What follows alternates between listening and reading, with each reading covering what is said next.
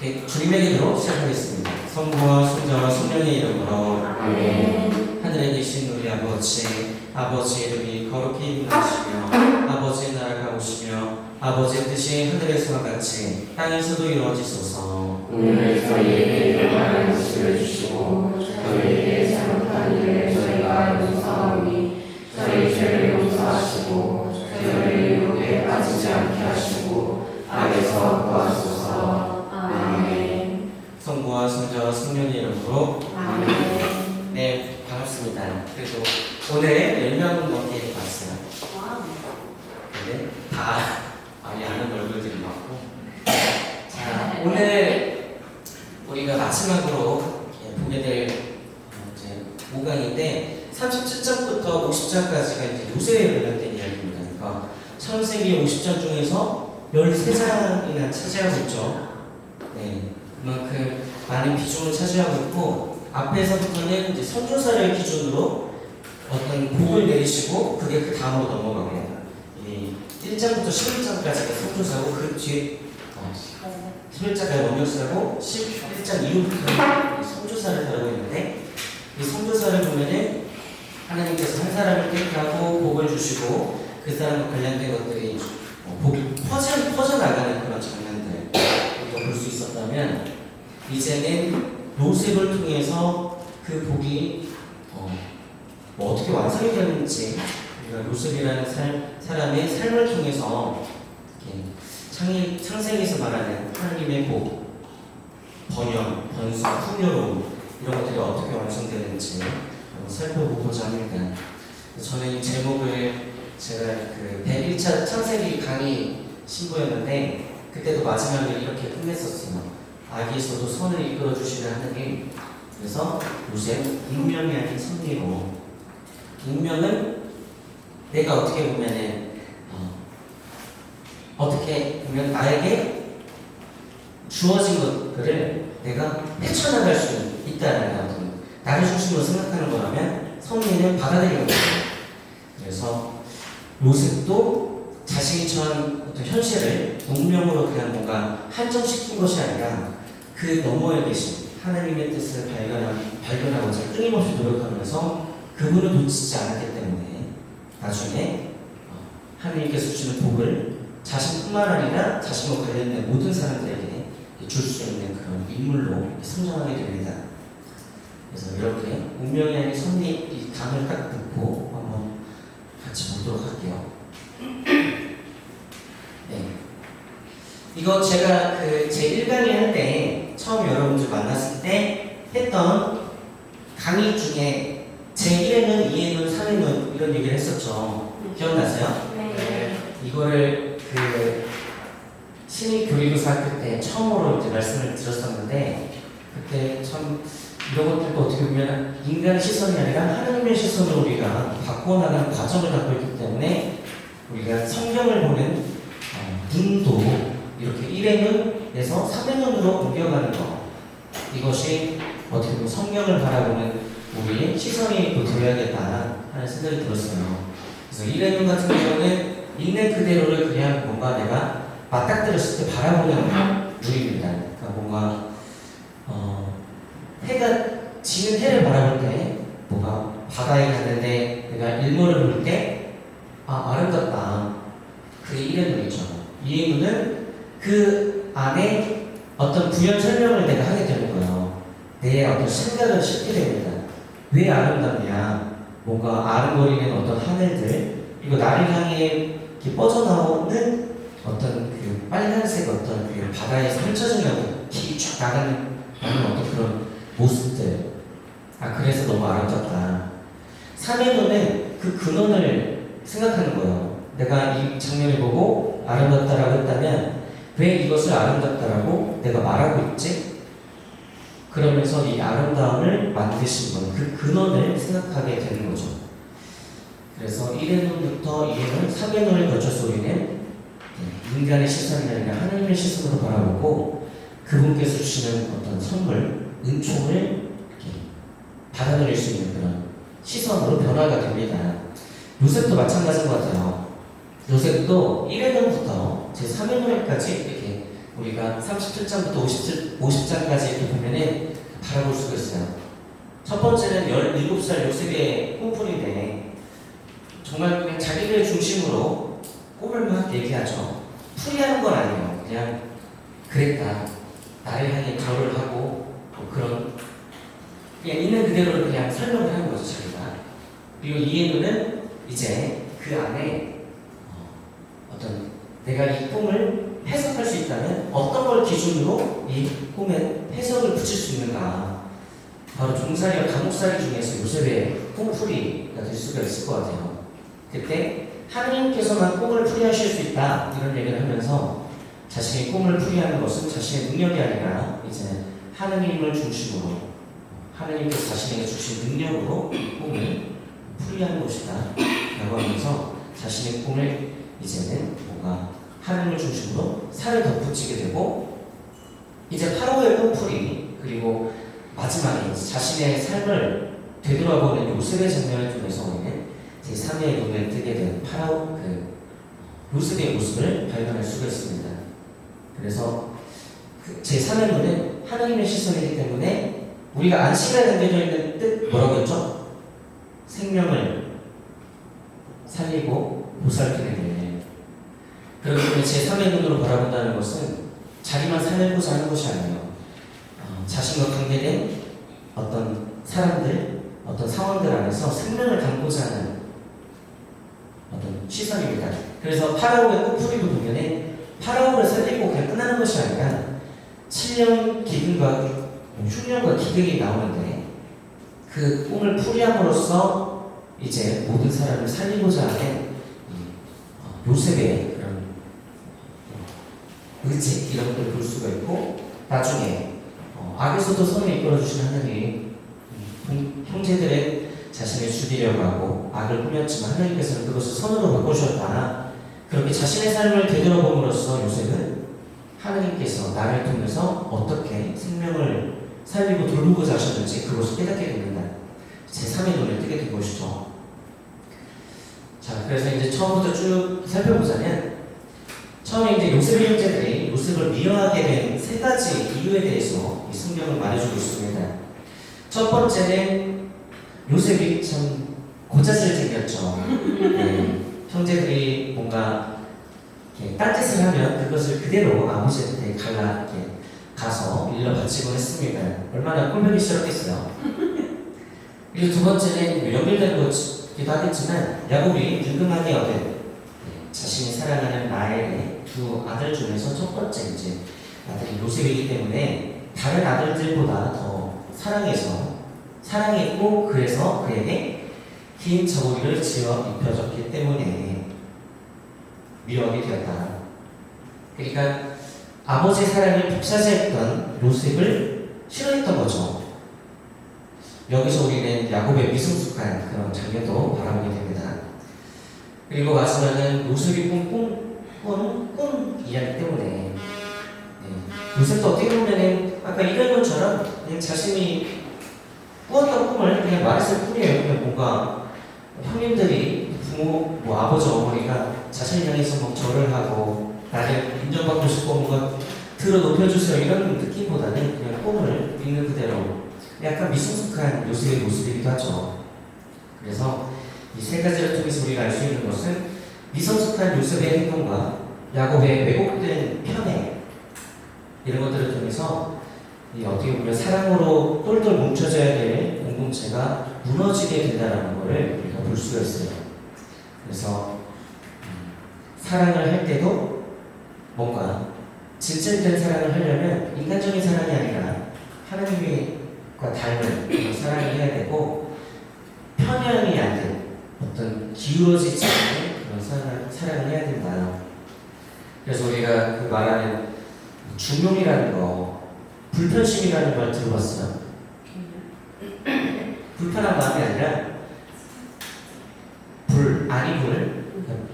그 마음이 어느 한쪽으로 치우치지 않는 마음을 불편심이라고 합니다. 이걸 뭐 중용이라고도 하고 그러니까 그럴 수 있는 것은 항상 하나님을 중심으로 생각하고 바라보기 때문에 이것이 중요한지 그것을 딱 판단하는 기준은 하나님이라는 거죠.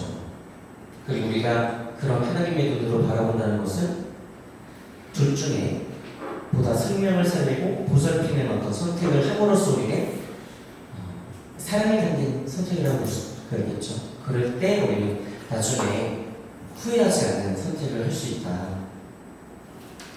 왜냐하면 변하지 않는 하나님, 그 하나님을 채우는 선택이기 때문에.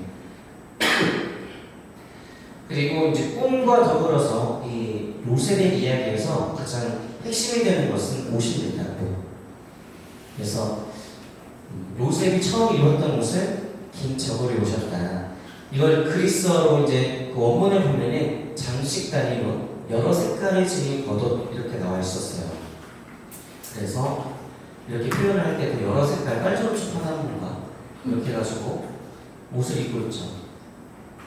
그리고 나머지 형제들을 보면은 이런 어떤 화려한 옷을 입고 있지 않고, 그래서 이 장식 단위로, 그러니까 요셉이 입고 있었던 옷은 장신구가 달린 화려한 옷이었고, 이를 통해서 우리가 알 수 있는 것은 어떤 성경학자가 이런 얘기를 했습니다. 로스라는 성경학자가 야곱의 장자 상속권을 받은 아들임을 드러내는 표지로 이 옷을 이해할 수 있다. 그래서 어떻게 보면 요셉보다 더 빨리 태어난 형제들이었죠. 하지만 요셉이 정말 사랑한 여인의 장자이기 때문에 야곱은 요셉을 자신의 첫 아들 장자로서 그렇게 생각하고 있었다. 이런 것을 이 옷을 통해서 우리가 알 수가 있어요. 그래서 이 옷은 전체 이야기를 요셉 이야기 안에서 전체 요셉의 어떤 우여곡절 끝에 재상이 되고 어떤 가족들을 다시 살리게 하는 그 전체적인 이야기에서 이것을 하나의 끈으로 묶어주는 역할을 하고 있어요.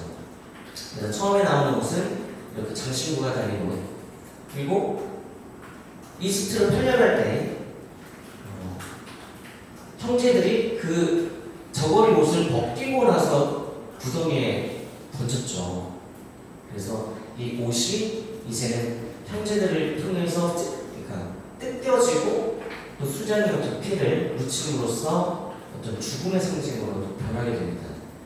화려한 어떤 생명의 상징으로서 장자, 어떤 생명을 이어갈 수 있는 장자를 드러내는 어떤 옷에서 이제는 죽음을 뜻하는 옷이 되어버렸죠.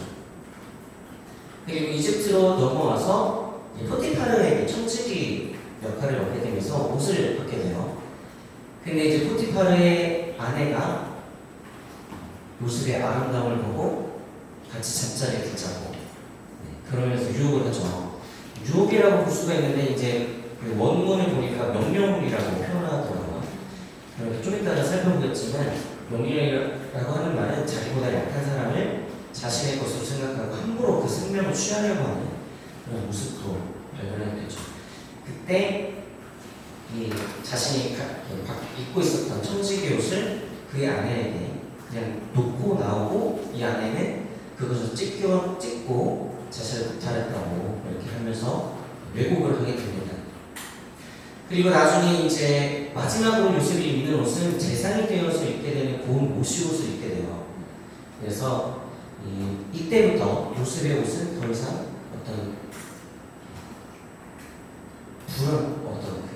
불행의 상징 그런 것이 아니라 쭉 찢기거나 불행의 상징이 되지 않고 빼앗기지도 않고 그렇게 쭉 일어나가서 요셉의 어떤 권위를 드러내는 상징으로서 마지막을 이렇게 내게 됩니다. 그리고 옷과 더불어 전체 이야기를 연결시켜주는 핵심 역할을 하는 것이 또 꿈이죠. 그래서 처음에 아까 1회론, 3회론에 대해서 생각했던 것처럼 이 꿈을 통해서 요셉은 성장을 하게 돼요. 그래서 이 꿈을 해석하는 것, 이것이 자기의 능력이 아니라 하나님께서 자신을 구하고자 또 자신과 함께 있으면서 자신의 생명을 돌보고 살리고자 하는 것을 깨닫게 되고 그 꿈을 풀이하는 것에 어떤 집중을 하게 됩니다. 그래서 이 꿈을 통해서 요셉은 자신이 처한 상황을 바꾸게 되죠. 꿈이 요셉의 이야기에서 가장 어떻게 보면 요셉의 상황을 바꾸게 하는 중요한 모티브로 이 꿈이 사용되고 있습니다. 이제 이 꿈을 보면은 두 가지가 나오죠. 하나는 곡식단들이 빈 둘러서서 자신의 곡식단에게 큰 절을 하는 어떤 장면. 그리고 하나는 해와 달과 별 11개가 자신에게 큰 절을 하는 장면. 두 가지에서 가장 공통점은 뭐죠? 큰 절을 했다는 거죠. 그래서 이 큰 절을 한다는 것은 그 사람의 권위를 인정하고 그에게 복종한다는 의미였어요. 그러니까 자신이 어떻게 보면 그렇게 생각하지도 않고 뱉은 말이었지만 어떻게 보면 이 가부장적 그리고 그 장자권을 무시하는 그런 파격적인 말이자 어떤 공동체를 무너뜨리게 하는 그런 말일 수도 있었다는 거죠. 이때는 몰랐을 거예요. 근데 이런 사건들이 이런 깨달음이 있었으니까 나중에 요셉은 점점 성숙함으로써 꿈을 어떻게 해석하게 해야 되는지 그런 것들을 알게 됐겠죠. 근절한다는 것은 그 사람을 인정, 복종한다는 겁니다. 얼마나 더 꼴보기 싫었겠어요. 그래서 결국에는 아버지의 명을 받아서 형들이 어디 있는지 살펴보러 갔다가 이렇게 형들이 멀리서 보는 요셉을 보고 죽이려고 하는 음모를 꾸리게 되죠. 그리고 결국 구덩이를 발견하게 되고 구덩이에 요셉을 던지게 됩니다. 근데 성경을 보면은 그냥 던지고 그 모든 부가적인 설명들이 안 나왔잖아요. 근데 곰곰이 생각해보면 나중에 이제 나오는 대목이지만 살려달라고 애원했다라고 그 이제 유다가 고백하는 말에서 그 내용이 나오는데 그 요셉이 구덩이에 들어가기 전까지 얼마나 형들을 향해서 울면서 애원하고 했겠어요. 그리고 막 떨어뜨리려고 하는데 그걸 몸으로 또 저항도 하면서 그리고 이제 반항도 하고 근데 요셉을 아마 쥐업했을 겁니다. 뭔가 몽둥이나 뭐 진짜 폭력을 써가지고 그런 장면들은 안 나왔지만 그런 폭력 가지고 사용했던 또 보면 되게 잔인한 장면이죠. 그리고 이 구덩이라고 하는 거 다음 썼나?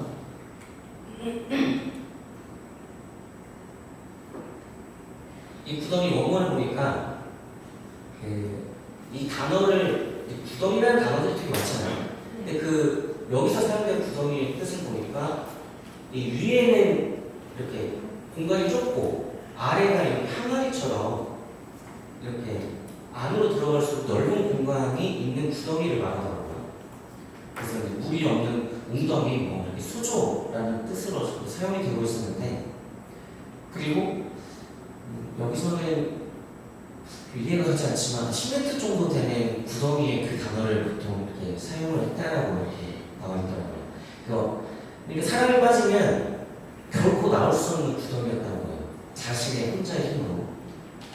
그러니까 이제 이 형들은 던질 때부터 이 요셉이 혼자 이 안에서 죽게 됨을 알면서도 구덩이로 몰아넣었던 거죠. 그리고 창세기 42장 21절을 보면은 살려달라 애원하는 모세 유다의 고백을 통해서 요셉이 여기서 얼마나 애원하고 형들을 향해서 살려달라고 했었는지 우리가 짐작해 볼 수 있는 그런 합니다. 그리고 이렇게 빠져있는 동생을 보고 이런 얘기가 나오죠. 저고리 그걸 벗기고 구덩이에 던졌다. 물이 없는 빈 구덩이였다. 빵을 먹다가 이 빵을 먹다가라는 말 그냥 우리는 흘리게 되지만 곰곰이 생각해보면 정말로 되게 잔인한 거예요. 자신이 어떻게 보면 자신의 동생이고 근데 그 동생이 어떤 죽음을 맞게 되는 어떤 공간으로 들어갔는데 앉아서 빵을 먹었다. 생각해보면 이 빵 어디서 났을까요? 아버지가 형들한테 보낼 때 그냥 보냈겠어요? 양들 목축 이렇게 치고 있으니까 간식이라도 어떻게 해가지고 보냈겠죠. 그러니까 형들을 위해서 준비한 간식을 빵을 그걸 가져온 요셉은 구덩이를 빠뜨리고 사람을 자신들을 살겠다고, 자신들의 생명을 유지하겠다고 이렇게 먹는 장면. 이 장면이 어떻게 보면 참 잔인한 모습이라고 생각이 들었어요. 그 카인과 아벨 장면 그때 했을 때도 그런 얘기를 했었죠. 그 들판에서, 그러니까 뭔가 장애물이 있는 들판에서 카인이 아벨을 죽였다라고 얘기를 하면서, 그것은 어떻게 보면 하나님에 대한 어떤 정면 도전이었다.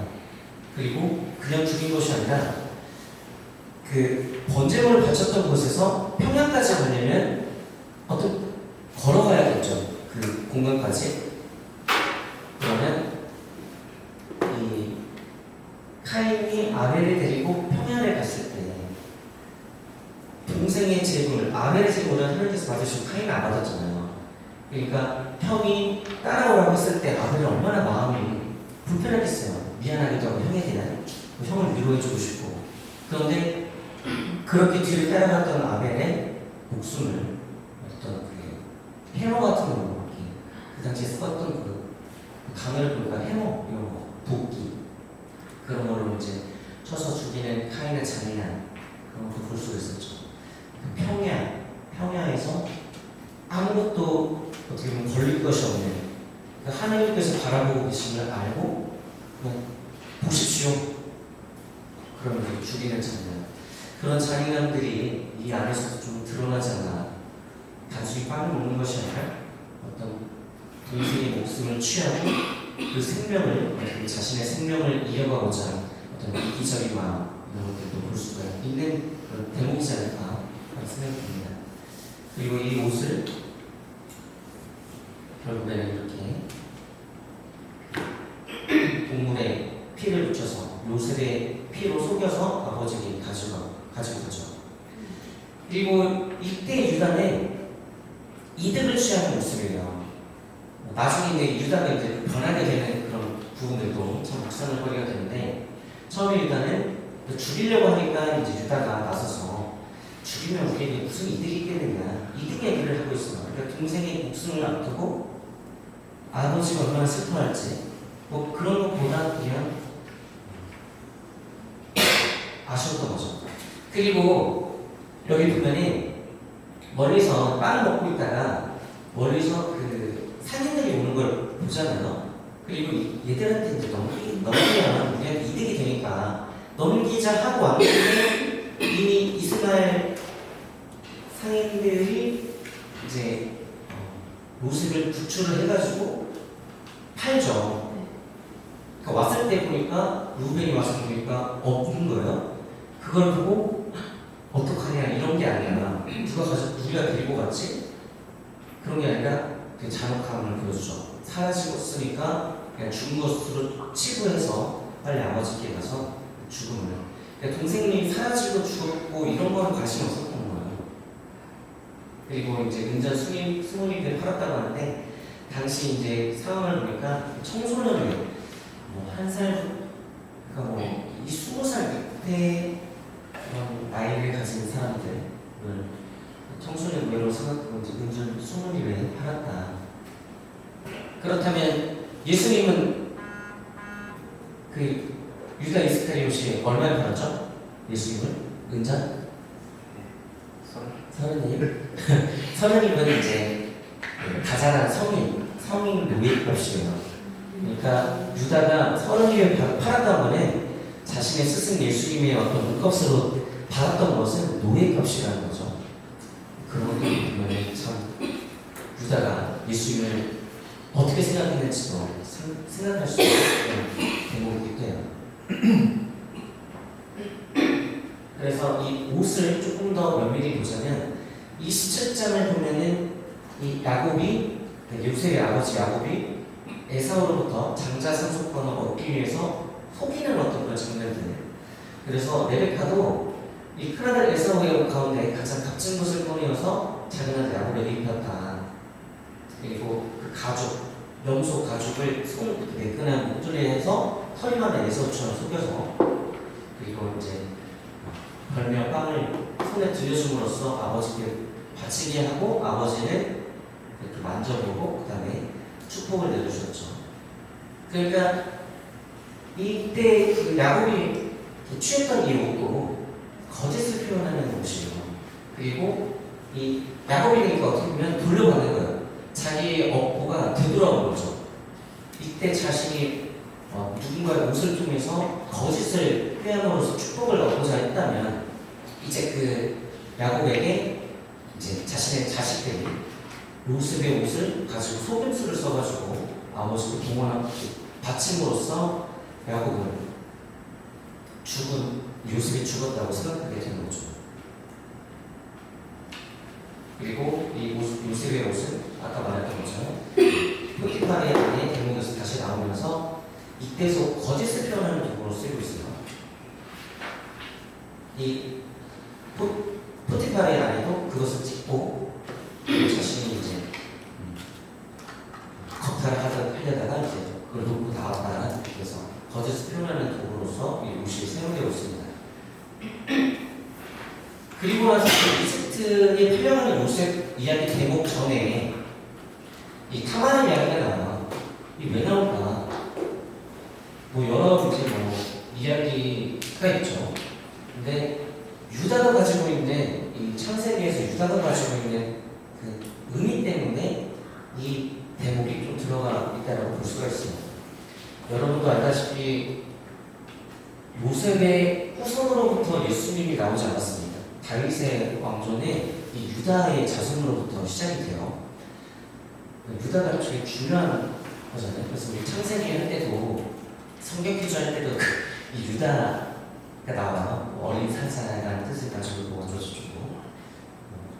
근데 이 유다의 모습, 유다가 아까 보면 이들을 취하는 어떤 속물적인 느낌이 있다면 나중에는 베냐민을 뭐 이렇게 종으로 바치게 되는 상황에서 유다가 대신 내가 종이 되겠다. 어떤 형 역할을 하는 그런 모습으로 변화된 장면들도 볼 수가 있는데 요셉이 왜 유다가 그렇게 변하게 됐을까? 여기서 약간 깨달음을 얻게 된 거예요. 그러니까 이제 유다의 자식들 중에서 큰아들, 둘째아들이 죽게 되죠. 큰아들의 아내였던 며느리 타마르가 그때 당시 문화적인 그 풍습으로 인해서 첫째가 자식을 후사를 두지 않고 죽었으면 그 아내가 그 둘째의 또 아내가 되어서 후사를 이어갈 수 있도록. 근데 둘째까지 죽자. 둘째까지 죽는 장면들을 보면은 쏟아냈다고 하잖아요. 생명을 이어가는 어떤 남자의 존재 이런 거를 그 둘째는 쏟아냈다. 그렇게 되면 자신이 그 첫째 형의 그 아내였던 타마로 관계를 맺어서 자식을 얻게 되면 그 자식은 자신의 자식이 아니라 형을 대신하는 자식이에요. 그러니까 제사를 받을 때도 내가 내 어떤 그렇게 해서 낳은 아들이지만 자신과 경쟁을 하는 경쟁자인 거예요. 그 아들이. 그러니까 그렇지 않기 위해서 했다가 하나님의 눈에 눈먹게 나서 죽음을 또 겪게 되고, 그래서 셋째 같은 경우는 너무 어려서, 그리고 첫째, 둘째가 죽은 이유를 이 유다는 타마르에게서 생각을 했던 거죠. 타마르에게 자신의 셋째 아들은 주지 않고 어떤 핑계를 대면서 떠나보내게 되죠. 근데 나중에 이제 알다시피 타마르가 나이가 나중에 이제 셋째가 셀이었나요? 셋째가 이름이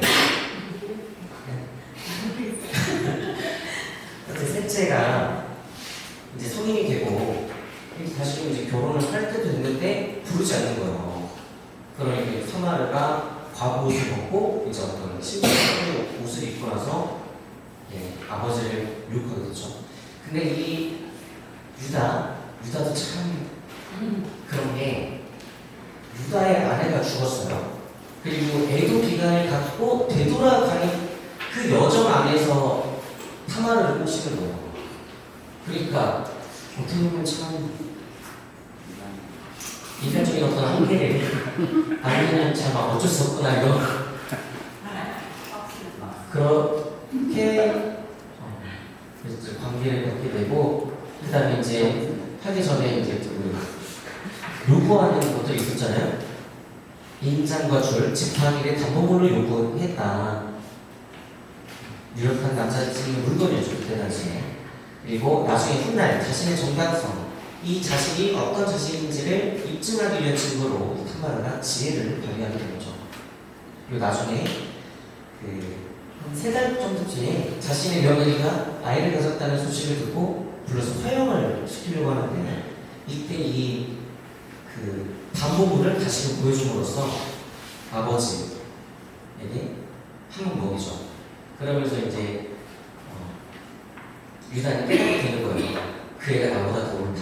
그래서 이 계기로 이득을 추구하는 모습에서 이 모습을 파넘겨서 이득을 취하자, 이런 모습에서 어떻게 보면 이제 올바름을 추구하는 인간으로 이제 유다가 좀 변화되는 그 첫 시작을 이 타마르와 유다의 그런 이야기를 통해서 창세기를 담고 있는 겁니다.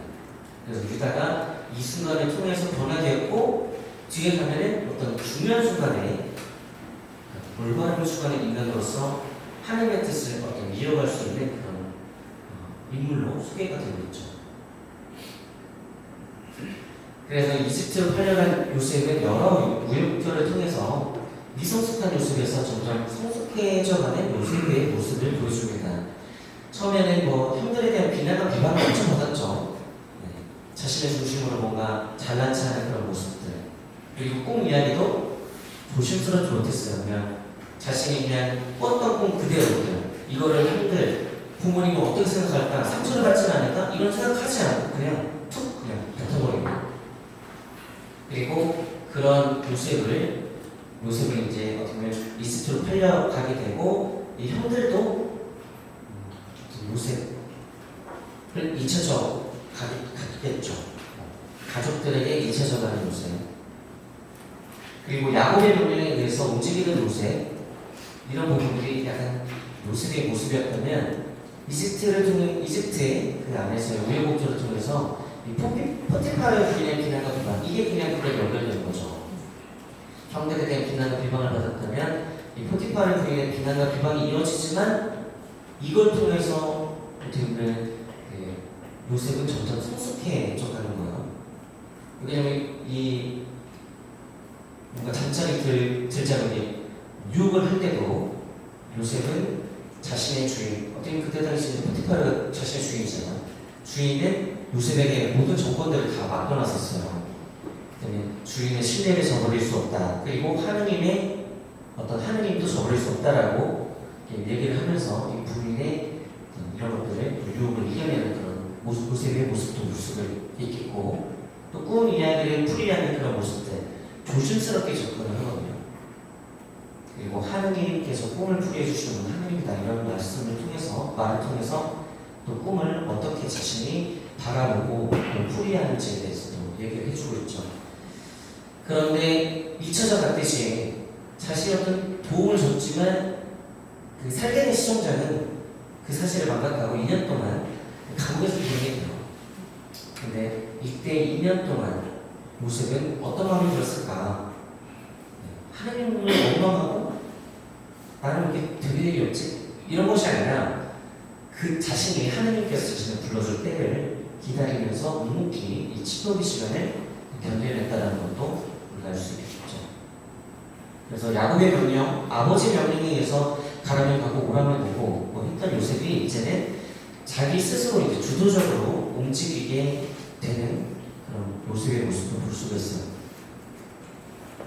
그래서 유혹하는 아내, 나와 함께 자요. 유혹이 아닌 명령으로서 약자를 자기 마음대로 부리려는 강제의 폭력으로 바라볼 수 있다. 유혹을 거절한 요셉을 통해서 우리는 자신의 신뢰하는 주인을 배신할 수 없다는 신이나 책임감을 가지고 있는 요셉의 모습을 볼 수가 있고, 또 자신과 함께 해주시는 하나님을 향한 믿음 때문에 그렇게 당신의 유혹에 내가 자체를 할 수 없다 이렇게 하는 그 말씀 대목을 통해서 요셉의 어떤 이렇게 말하죠. 제가 어찌 그런 이런 큰 악을 저지르고 하나님께 죄를 지을 수 있겠습니까? 이런 걸 통해서 하나님을 중심에 두고 자신의 삶의 중심에 두고 살았던 요셉의 모습도 우리가 바라볼 수 있어요. 하나님을 중심에 두고 생활하면서 자신의 고통을 이겨내고 점점 성숙해 나가는 그런 모습을 우리가 발견할 수 있죠. 네, 그렇게 이제 파라오는 꿈을 풀이하게 되는 상황까지 가게 됐죠. 그러니까 포티파르의 아내에게 이제 비난과 비방을 받게 되고 결국에는 포티파르도 자신의 어떤 그 감옥체를 거두게 되죠. 그러다가 거기에 있던 두 시종장을 만나게 되고 꿈을 풀이해주게 되는 거예요. 그러니까 이것도 어떻게 보면은 요셉이 이렇게 가다가 웅덩이에 빠졌잖아요.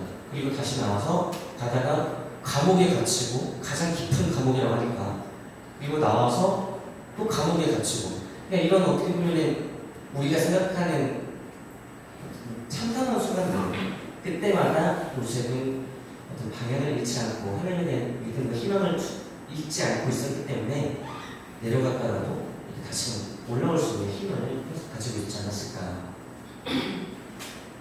이 부분에 또 37장 요셉의 꿈풀이하는 장면과 또 제조를 이루고 있어요. 그때는 요셉이 꿈을 꾸고 형들과 아버지가 풀이를 했죠. 그러니까 이게 너를 두고 우리가 절을 하란 말이냐. 근데 이제는 자신이 꿈은 아니지만 다른 이의 꿈을 이제 풀이해주는 모습으로 이제 요셉의 모습이 바뀌게 됩니다. 요셉이 꿈을 꾸고 다른 사람이 풀이해줬다면 이제는 다른 사람이 꿈을 꾸고 요셉이 그걸 풀이해주는. 근데 풀이해주는 그 중심에는 바로 하나님께서 계셨다. 그래서 이렇게 포도주, 그다음에 여기 빵 이런 것들을 통해서 여기는 이제 죽음을 감시하고 여기는 다시 불리게 되는 어떤 생명을 의미하는 것으로 풀이를 해주죠. 근데 이렇게 살짝 혼절을 보면 꿈풀이는 하나님만이 하실 수 있는 일이 아니니까 저에게 말씀해 보십시오 하면서 시험적으로 꿈을 얘기해달라고 하는 모습을 볼 수 있어요. 자신의 생각이 아니라 하나님을 중심에 두고 꿈을 풀이하는 요셉의 모습을 이 장면을 통해 우리가 살펴볼 수가 있죠. 그런데 이 예지적 꿈을 꾼 두 시청자 중 하나는 죽게 되고 또 하나는 살게 되는데 이것을 통해서 우리는 또 꿈을 풀게 해주는 신이 우리 하나님이라고 했잖아요. 그러니까 꿈을 통해서 삶과 죽음을 또 가르는 결과를 보여주시는 분도 또 생명이 하나님이라는 그래서 이를 통해서 우리는 하나님을 또 생명의 하나님, 미래를 관장하시는 하나님이라고 고백해 볼 수가 있겠죠. 그래서 창세기를 보면은 하나님께서 그 사람에게 직접 당신의 드러내신 것이 아니라 보통 꿈을 통해서 자신의 뜻을 표현하시는 하나님의 모습도 우리가 생각해 볼 수가 있을 것 같아요. 그래서 꿈을 통해서 요셉과 함께 하셨던 하나님의 모습을 우리가 볼 수가 있고, 그래서 결국에는 이 시종을 하나는 불려가서 다시 복권이 되지만 2년 동안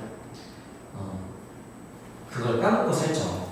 그래서 2년이라는 긴 침묵의 터널을 또 요셉은 감옥에서 지내게 됐지만 또 잘 이겨내면서 하나님의 뜻을 놓지 않고 있었어요. 그래서 나중에 파라오의 꿈을 듣게 되니까 시종장이 그때 이제 요셉이 생각이 나서 요셉을 파라오에게 얘기해서 파라오가 요셉을 부르게 됩니다. 요셉을 기억하게 된다. 그래서 이제 파라오의 꿈을 풀이하게 된 요셉이죠. 그래서 이 꿈을 보면은 간단히 보면 뭐 그런 거죠. 건강한 소 7마리 그리고 이 건강한 소 7마리를 두고 쇠약한 노쇠한 7마리가 나와서 잡아먹는. 그러니까 이것을 이제 요셉은 7년의 대통령과 7년의 기근이 올 것이다 이렇게 풀이를 합니다. 그래서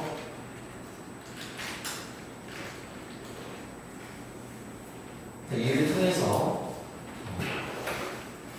이 대풍년을 통해서 이 기근을 이겨내고 또 더 나아가서 이집트뿐만이 아니라 많은 사람들이 생명을 이어갈 수 있도록 잘 비축하는 어떤 방안을 파라오에게 제시를 하죠.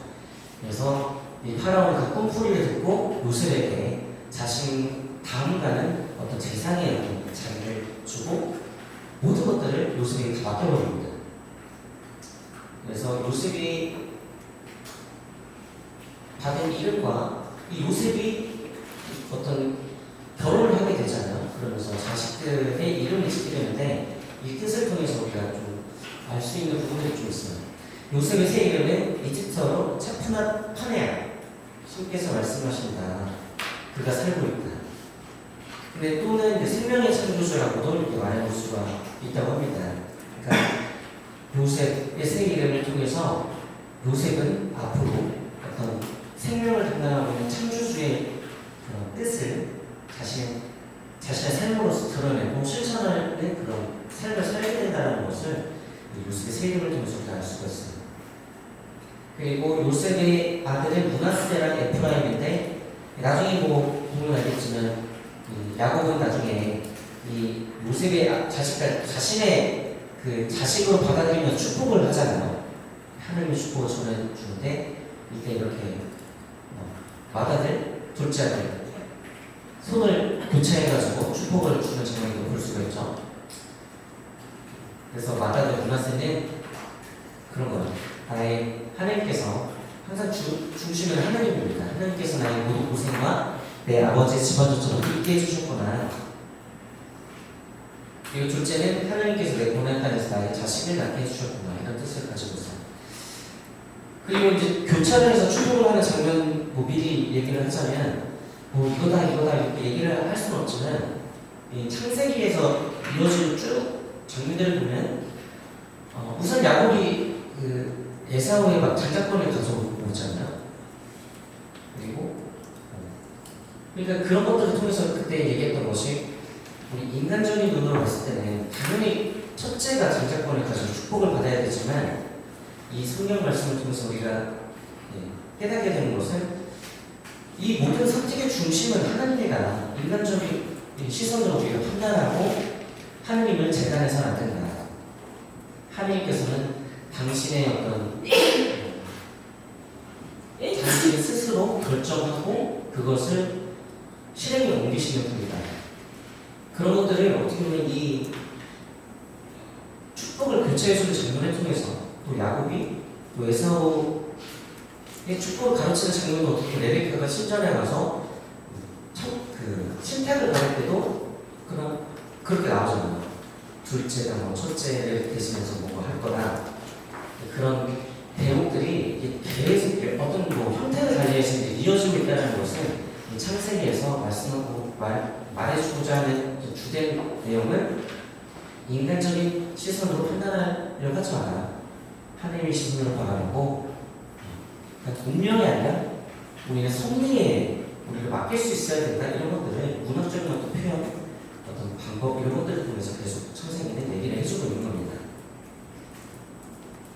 형들과 첫 만남을 갖게 되죠. 기근이 오게 되고 먼 이방 땅 가나안 땅에서 이렇게 그 소식을 듣게 돼요. 이집트는 그 곡식을 잘 가지고 있어서 다른 이방인들에게도 그것을 나눠주고 있다. 이 소식을 듣고 오게 됩니다. 흉년의 역사로 양식을 얻고 이집트로 온 요셉의 형들을 만나게 되죠. 그로써 이제 와서 절을 했다라고 나와 있어요. 그래서 어떻게 보면 요셉이 꾸었던 첫 번째 꿈이 이루어지는 장면입니다. 근데 형들을 시험하기 위해 메모장에 말하면서 이 땅의 약한 곳을 살피러 연탄꾼으로 그들을 몰아가게 되죠. 그리고 감옥에 가두게 되고 한 명을 보내서 베냐민에 데리고 오라고 했는데 결국에는 마음을 좀 바꿔서 한 명을 놔두고 시메온을 놔두고 그리고 나머지를 보내게 되고 그런 장면들을 볼 수가 있는데 그래서 요셉이 거듭 추궁을 하자 그들은 혐의를 벗고자 자기네 가족 상을 막 고백하게 됩니다. 그러면서 이 고백을 하는 과정 안에서 자신들이 이렇게 지금 처한 위기를 요셉의 일과 결부시켜서 생각하게 돼요. 우리가 그때 그 사건 그렇게 동생을 그렇게 했기 때문에 우리가 지금 버려먹게 받고 있구나. 그때 그 사건을 후회하고 있었음을 우리는 이 장면을 통해서 고백하는 장면을 통해서 우리가 알 수가 있습니다. 그리고 우리가 좀 여기서 생각해 봐야 될 것. 42장 7절에 보면 요셉의 형들을 보자고 알아보았지만 이 장면이에요. 그러니까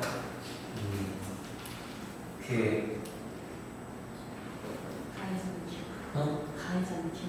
아니 저는 이 장면을 통해서 그냥 그런 것도 생각이 났어요. 그 둘째 아들에게요. 이제 큰 아들이 있고 둘째 아들이 있는데 둘째 아들이 자신한테 가상 대화해가지고 나가잖아요. 돌아온 한자예요. 아버지는 돌아올 그 아들이 떠난 자리를 계속 바라보고 있었기 때문에 먼 시간이 지나고 나서 아들이 왔을 때 바로 신발도 신지 않고 버선벌로 나가서 깨어나 주잖아요.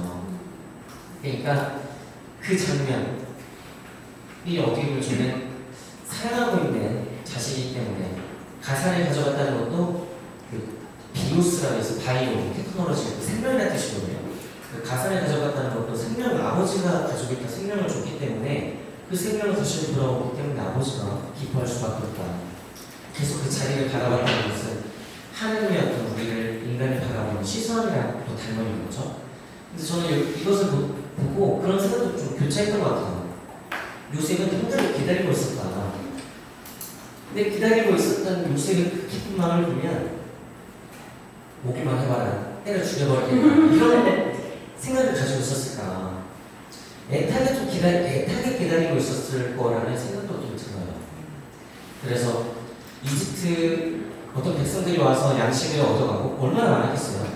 근데 그 중에서도 이방인들이 왔다고 하니까 얼마나 많았겠어요. 근데 그 살아왔는데 한눈에 알아봤다는 것은 매일매일 형제들을 많은 날에 기다리고 있었을 것이다. 이거 매몰차게 얘기하는 거지만 계속해서 보면은 이 형제들이 어떻게 보면은 자신의 죄를 뉘우치고 고백하고 다시 관계를 회복할 수 있도록 모습이 계속 어떤 시험을 하는 장면, 화해를 하기 위한 어떤 시험을 주는 장면들을 볼 수가 있어요.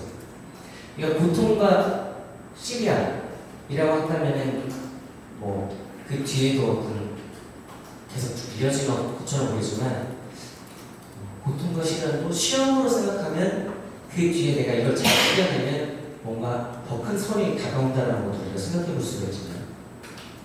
그래서 창세기의 저자도 유배 때 이것을 썼다는 것은 우리가 모시고 있는 하나님이 정말 약한 사람이라서 우리가 패배를 하고 여기 유배로 와 있다는 것이 아니라 우리가 하나님을 한 분만을 유일신으로 받아들이고 숭배를 해야 되는데 우리가 다른 신의 눈길을 두고 그러니까 하나님께서 이 유배라는 시험의 시간을 주신 것이다. 그래서 이 시간을 우리가 잘 이겨내면 하나님께서는 더 큰 복을 주실 것이다. 이런 것들을 항상 기억하면서 살고자 창세기 저자는 유배 때 그렇게 창세기를 쓴 거죠. 그리고 베냐민을 데리고 오면 풀어주겠다 말하는 요셉. 이것들을 보면 또 이런 생각이 들어요. 요셉이 아버지의 시기와 그러니까 뭐 아버지의 사랑을 독차지했기 때문에 그때 당시 우리 형제들은 눈의 가시처럼 요셉이 사라지면 아버지의 사랑을 우리도 받을 수 있다 라고 생각을 했겠죠.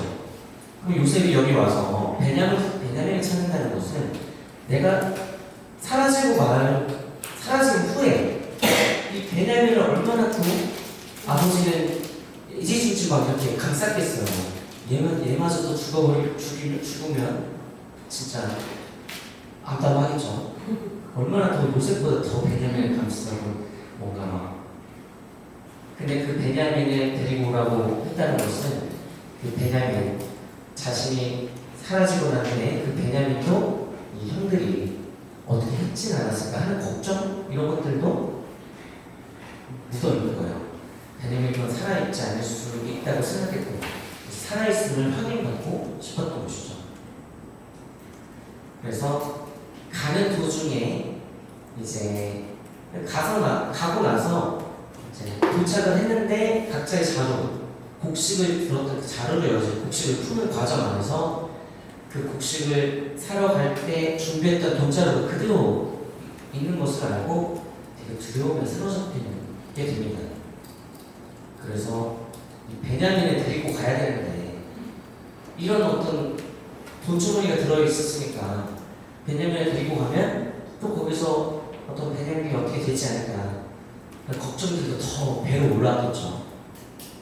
그리고 우선은 첫 번째 관문이 야곱의 반대가 심할 거를 알고 이제 갔기 때문에 야곱의 어떤 그런 허락을 받아내는 과정, 이것도 얼마나 힘들겠어요. 근데 야곱의 허락을 받아내고 베냐민을 데리고 가더라도 이 돈주머니를 어떤 횡령한 이런 것들이 있으니까 되돌아갔을 때도 요셉의 어떤 명대로 베냐민을 데리고 왔지만 그 어떤 벌을 받게 될까 두려운 마음들이 좀 있었을 거예요. 또 어찌어찌 이제 야곱한테 이걸 얘기합니다. 베냐민을 데려와야 또 이렇게 뭐 잡혀있는 친구들 데려올 수 있고 이걸 안 된다고 하죠. 야곱은 내가 사랑하는 아들 모습마저 그렇게 죽게 했는데 내가 사랑하는 그 어떤 여인에게서 난 베냐민마저 나에게서 없어지면 나는 죽은 거나 다름없다. 근데 웃긴 건 뭔지 아세요? 근데 유다가 그래서 설득을 하고 근데 기근이 심해졌다고 나오거든요. 그러니까 야곱이 베냐민을 보냅니다. 네. 어떻게 보면 굶주림 앞에 자신의 어떤 뜻을 굽히는 야곱의 모습도 우리가 살펴볼 수가 있었어요. 그래서 이제 기근이 들어서 가져왔던 양식마저 다 동이 나고 나니까 다시 이제 야곱은 베냐민을 데리고 갈 것을 허락하고 베냐민을 데리고 다시 이집트로 향하게 된 형제들입니다. 두 번째 이집트 여행이 시작된 거죠. 근데 좀 달라요. 그 베냐민을 데리고 왕관의 준비를 하고 이집트로 떠나게 됩니다. 그러니까 아버지도 거리는 게 있었고, 그러니까 그때 곡식을 사러 갔을 때 주어졌던 그 돈보다 더 곡절로 준비를 해서 보내게 되고 자신들이 어떤 살고 있는 고장의 특성을 이런 것들을 다 바리바리 챙겨가지고 보내게 돼요.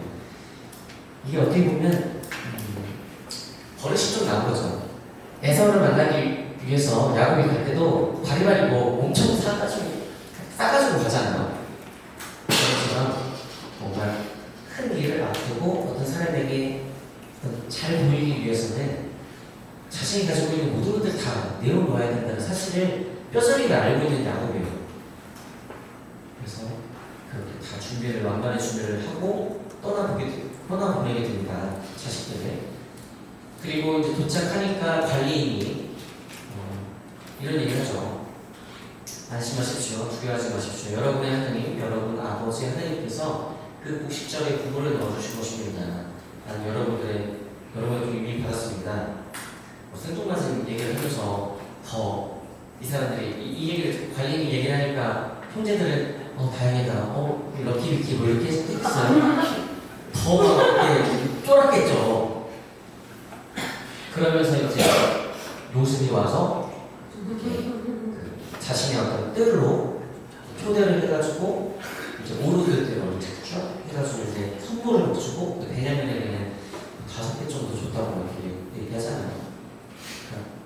그러면서 베냐민의 무사한 모습을 보고 어떤 감정이 솟구쳐 올라서 울음이 이렇게 터지려고 하니까 조용히 숨어서 울었다라는 어떤 장면도 볼 수가 있죠. 그만큼 형제들을 기다렸던 모습이지만 또 한편으로는 자신의 어머니에게서 난 또 다른 자신 베냐민을 그토록 되게 살아있으면 얼마나 궁금했겠어요. 형제들은 당연히 형들은 다 살아있을 테지만 자신의 동생은 죽었는지 살았는지 정말 얼마나 궁금해하면서 그러니까 형들을 기다렸던 것도 어떻게 보면 자신의 하나님 동생 베냐민의 생사가 궁금해서 계속해서 형제들을 이제 기다렸던 것일 수도 있겠다 하는 생각이 들어요. 그리고 이제 막 해가지고 다시 돌려보내죠. 시명도 풀어주고. 근데 베냐민의 곡식절에 요셉이 그 관리를 통해서 은잔을 넣게 됩니다. 넣게 하라고 명령을 하죠. 이 은잔은 좀 특별한 도구였어요. 예전에 점을 칠 때 이 은잔을 통해서 이렇게 점을 쳤다고 해요. 그러니까 얘가 요셉이 뭔가 이제 하늘과 작은 일 이런 것들을 구분하고 판단을 할 때 쓰는 점을 칠 때 쓰는 어떤 도구로 도구로서 은잔, 그러니까 되게 중요한 도구였죠. 그러니까 값어치 되게 컸을 거예요. 뭐 은잔이 많이 있는 것도 아니고. 근데 이것을 베냐민의 목적에 넣게 되고 보내고 나서 사람들을 보내서 그 은잔을 찾게 하죠. 그래서 베냐민의 종으로 삼으려고 하는 뒤졌더니 이 베냐민의 그 곡식자루에서 이 은잔이 나오고 그 전에 이 스토리를 보면은 은잔이 여기 있을 것이다. 그러니까 다들 절대 그럴 일이 없다. 나온다면 내가 종이 되겠다. 뭐 이런 얘기를 하게 되거든요. 근데 진짜 까보니까 베냐민에게서 이제 은잔이 나오죠. 그래서 요셉이 베냐민의 종으로 삼겠다고 하니까 여기서 유다가 변화된 자신의 모습을 이렇게 드러냅니다. 내가 요셉 대신에 종이 되겠다. 발벗고 나서죠. 그리고 그때부터 유다는 아버지 이야기를 꺼내면서 베냐민을 꼭 데리고 가야 한다는 것을 주저리주저리 얘기하게 됩니다. 그러니까 눈물 없이는 못 보는 어떤 그런 장면들이에요. 저도 한번 44장 18절에 34절을 읽으면서 참 유다가 얼마나 아버지를 생각하고 있고 또 이 아버지의 고통을 받게 되는 그 장면이 다시 보고 싶지 않은 어떤 그런 간절함. 그러니까 요셉이 없으면 아버지의 사랑을 독차지하겠다라고 생각했던 지난 20년이 고통과 죄의 어떤 옥상에 살았던 거예요. 자기 스스로가. 그러니까 아버지가 사랑을 줄 수 있겠다라고 생각했는데 아버지가 정말 좌절하고 뭔가 아파하고 그런 것들을 보면서 아파했던 유다의 모습들. 근데 그런 장면들을 다시금 아버지가 겪게 하고 싶지 않은 아들의 모습을 이렇게 보여주게 되죠. 그래서 아버지가 베냐민마저 없으면 아버지가 죽게 될 것이다. 그런 얘기를 하자 이제 이런 얘기를 그들의 20년 어떤 모습이 없어지면 사랑받을 줄 알았는데 죄와 고통의 시간을 보냈다. 그것을 우리는 요셉과 만나게 되는 모든 장면을 후회하고 그런 장면들, 말들 통해서 이제 우리가 확인을 할 수가 있겠죠. 그래서 그런 유다의 모습을 통해서 이제 요셉은 마음이 닫혀있던 마음의 문을 열게 됩니다. 그래서 드디어 형제들과 화해하게 돼요. 그러면서 우리는 요셉의 성숙함 이런 것들을 보게 됩니다. 왜? 이때 이렇게 고백을 하는 거죠. 이 부분을 한번 볼까요? 성경책만 다 요즘에 어플로도 보니까 45장 5절, 7절에서 8절 45장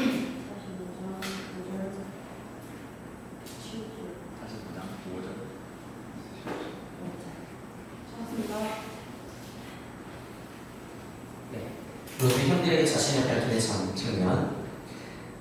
내가 요셉입니다. 아버지께 같이 살아계시니까 이렇게 얘기를 쭉 하면서 자신이 요셉임을 밝히죠.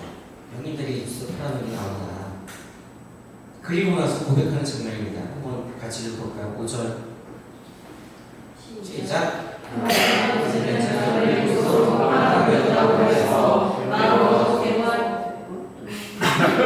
들어와서도 자신에게 하나님을 구하시고 우리 목숨을 살리시려고 하나님께서는 나를 여러분보다 앞서 보내신 것입니다. 7절 그래서 하나님께서는 나를 여러분보다 앞서 보내시며 여러분을 위하여 자손들을 땅에 일으켜 세우고 구원받은 이들의 큰 무리가 되도록 여러분의 목숨을 지키게 하셨습니다. 8절도 그러니 나를 이곳으로 보낸 것은 여러분이 아니라 하나님이십니다. 하나님께서 나를 바로의 아버지로 그의 농지전의 주인으로 그리고 이집트 동방의 통치자로 세우셨습니다.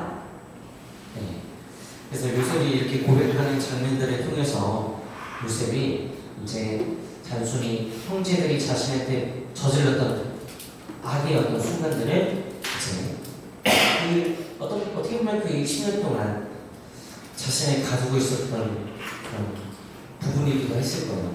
근데 하나님을 통해서 이 형제들을 향한 미움 그런 마음들을 하나님을 통해서 그 마음을 씻어내게 된 거죠. 그러니까 죄라는 것도 얘기하듯이 죄라는 것은 없애는 것이 아니라 씻어내는 것이고 씻어내는 것은 사랑이다. 이런 얘기를 이제 곧전에 여러분들께 해드리고는 하는데 이것도 마찬가지예요.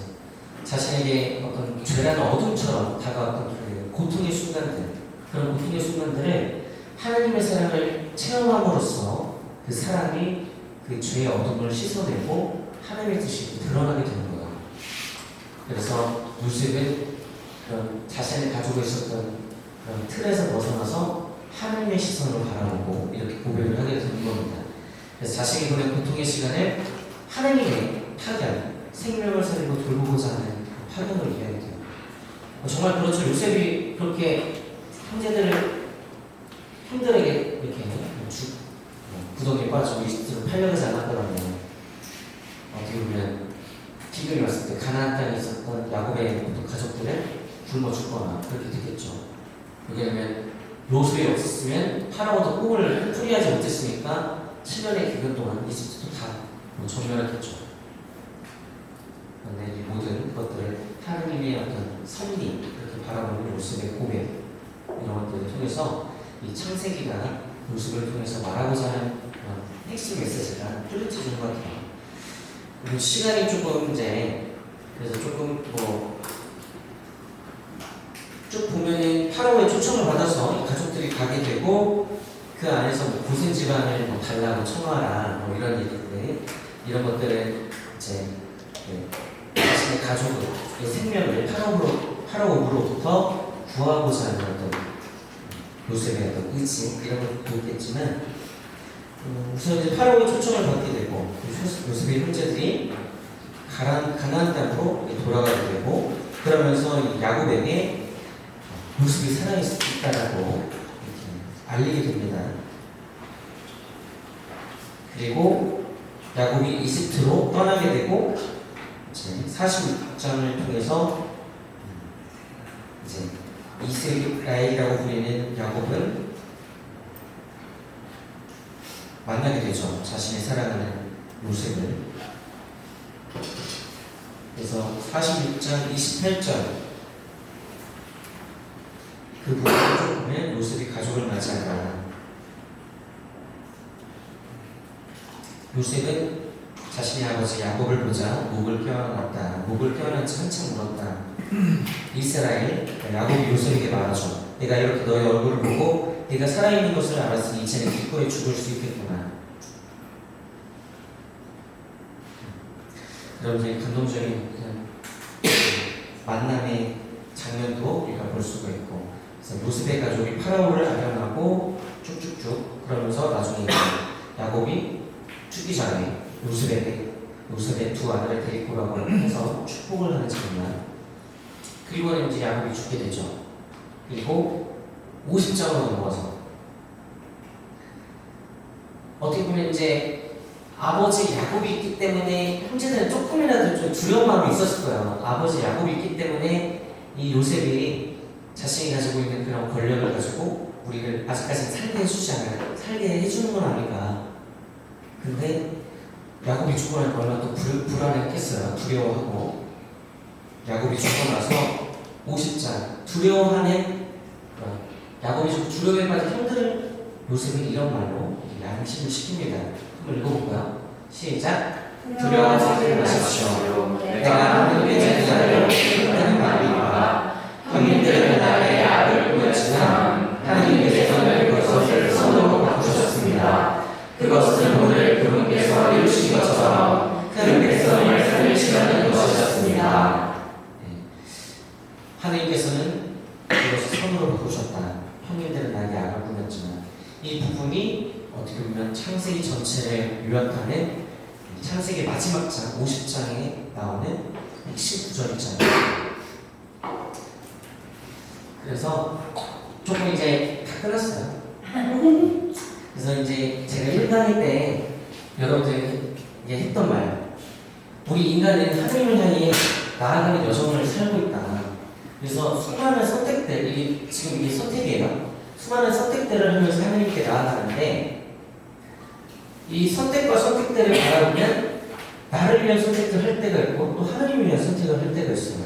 그래서 하나님을 위한 선택을 하면 하나님께 방향을 주고 나아가지만 세상 안에서 살다 보면 그냥 변하는 곳에 돈을 두고 내가 좋아하는 거, 내가 생각하는 선만을 받아들이려고 하는 그게 어떻게 보면 선악과를 먹은 인간의 죄의 결과죠. 죄의 어떤 죄로서 드러나는 현상. 악에서도 선을 이끌어주시는 하나님을 까맣게 잊고 내가 생각하는 악에서 하나님을 발견하지 않으려고 하는 그러니까 하나님과 멀어지게 되고 멀어진 상태인 죄를 짓게 되는 거예요. 근데 하나님께서는 끊임없이 우리를 어떤 적절한 순간과 그때에 다시금 당신의 사랑을 알게 해주시고 그렇게 회개를 통해서 회개의 뒤를 돌아본다, 관점을 달리하다라는 뜻을 갖고 있거든요. 그러니까 세상을 향해 돌을 줬다가 하나님께서 어떤 큰 사랑 체험을 통해서 다시금 하나님을 바라볼 수 있는 회개의 순간을 마련해 주세요.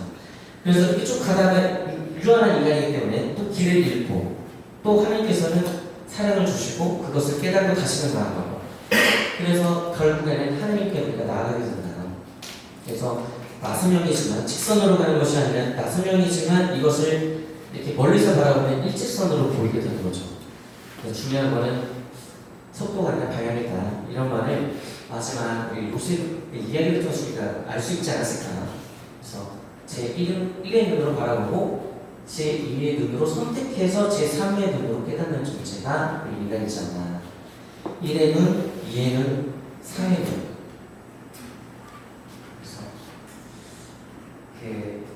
그 관점을 달리하는 것이 중요해요. 선악과를 먹음으로써 우리는 죄를 짓게 되고 죽음도 다 오게 됐지만 선악과를 먹음으로써 가장 큰 선물인 자유의지도 갖게 되었죠. 그래서 우리는 우리의 자유의지로 이제는 하느님을 우리 나의 주님이라고 고백할 수 있는 그런 존재가 된 거예요. 그래서 그런 당신의 보상인 인간을 이 세상에 파견하시고 그 인간이 당신에게 다가오는 그런 모습들을 보면서 이 친구가 내 자식, 내 딸, 아들이 이 상황에서 이걸 선택하지 않고 나를 위한 선택을 하면서 이렇게 나한테 오는구나 이걸 보면서 느끼시는 거예요. 그래서 그걸 보면서 하나님께서는 우리 인간이 어떤 참여와 영광을 드린다고 해서 하나님께 뭐 도움이 되지 않습니다. 하지만 우리 구원이 도움이 된다고 하잖아요. 반대로 말해서 하나님께서는 우리가 그런 하나님과 일치를 향해 나아가는 그 모습을 보고 기뻐하죠. 그러면서 당신의 보상이 인간이 그렇게 다가오는 것을 보시고 당신 스스로를 알게 되시고 기뻐하십니다. 이거를 좀 어려운 말로 표현을 한 건데 하나님께서는 인간을 만드시고 나서 당신을 더 잘 알게 되는 기쁨을 누리시는 거죠. 그래서 자유의지를 허락하신 것이고 그래서 중요한 건 방향이고 그래서 우리가 죄를 향해 어떤 하나님에 대한 방향을 잃다가도 다시금 하나님의 방향을 바라보고 나아가게 되면 복을 향해 나아가는 존재로 우리는 변화하게 됩니다.